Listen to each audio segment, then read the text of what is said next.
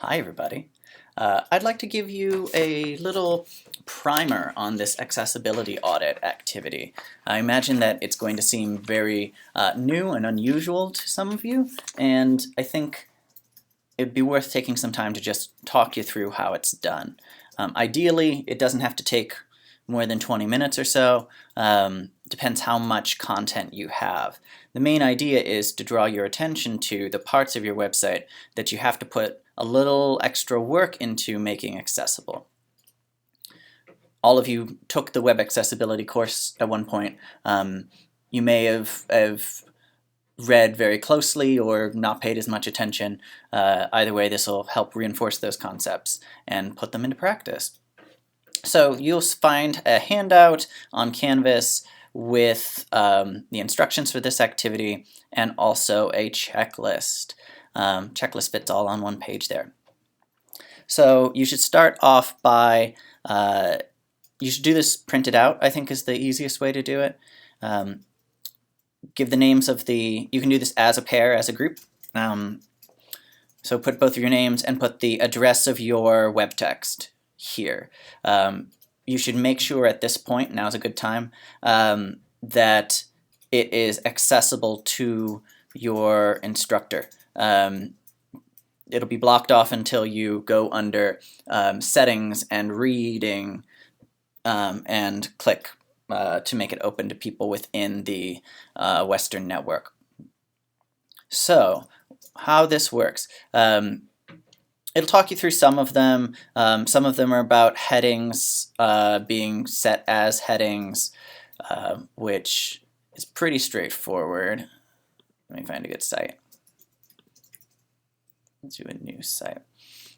So if you have multiple lines of text, of course, let's say we want this to be a header of a section, we highlight it and pick the level of heading that we want. If it's very important or nested beneath other things, I'm going to say it's going to be that. Next up, links. Links, we sometimes have the bad habit of making links that just say click here or link.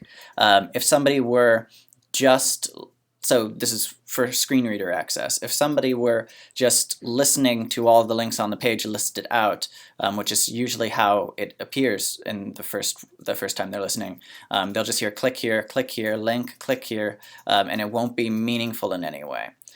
So putting the text of the link as something that says what the thing is, My SurveyMonkey Questionnaire, as a link title, would make a good amount of sense. Nobody would mess up or misunderstand what's there, even if they weren't reading it in order. You should also check through to make sure your link is working. Sometimes links die or they get misrerouted, so just make sure you're clicking on all of those as you go through. Images, this is probably going to be the most important one for most of your projects. The images should be described using alt text. You read about that in the accessibility course a bit, and there's a link here to sort of how to do alt text. But essentially it's a description of the image that would come up for somebody who's using a screen reader. So it should provide a useful and detailed description of what we're seeing in the image. I will show you how that works, because checking for it and making sure it's really there can be tricky. It's all talked through here, but I just want to make sure it's really clear. So back to our nonsense post. Let's add media. This is actually an old course website of mine. And let's pick the dog. Now I already wrote in some alt text here. You can see on the right side, title, caption. A caption would appear visually on the page.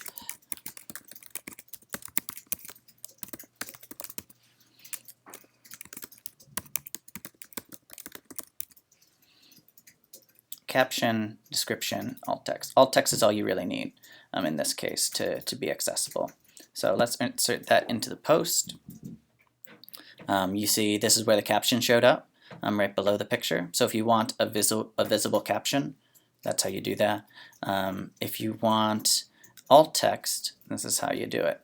So how do we tell if the alt text is actually there? I'm going to go to preview so we can see a version of this. Here's the site. Here's my nonsense post. One thing you can do, and this is going to be a little weird, but you can right click it and then go down to inspect. All of this stuff looks like gibberish. You can ignore everything on the bottom half. Just look up here in the top half and you will see alt equals a brown dog sits in the middle of the image, and so on for the rest of the alt text that I wrote. It's visibly there. If you find it there, then it's working. If it's not there, then it's not there. That's one rough way to do it. Another way to do it would be to use a screen reader. Now, all of you have some experience with the read and write screen reader program. So here's one way to do this. Let me turn on the sound a little higher. def, JDKHF, catch. A brown dog sits in the middle of the image looking at the camera. It is sunny and the shadow of tree limbs is in the bottom left of the image. Long description. A caption appears here. Print-friendly PDF and email. Edit FAD-JFH. Okay, so as you witnessed, there's no visible text here, but it read out the alt text when it got to the image itself. So that is another way you can check through the alt text is working and that is present. If you have multiple images on the same page, it will read off all of them. That's how you would go about doing that. Video and audio, you're not required to have video or audio pieces within your web text, but I know some people are. The things that we're asking for are that if you have a piece of video, it needs to have captions, or you need to provide a transcript. If you're working with audio, like a podcast, a recorded interview, then you need to provide a transcript as well. This makes sure that your pieces are fully accessible, even if somebody doesn't have the same hearing as you or as you're expecting. That's the activity. Go through and add it up, and you're handing this back into your instructor. The idea here is to make sure that all of the websites that we're working with are fully accessible, partially because it's what a good writer does, but also partially because these are websites hosted on the university server, and they are held to the same legal standards as the university's web pages. So they will be checked through by a user testing for accessibility services, and they need to be up to snuff. So I hope that this activity helps you focus in on the things that your audience needs most, and to just get a handle on how your web text is developing.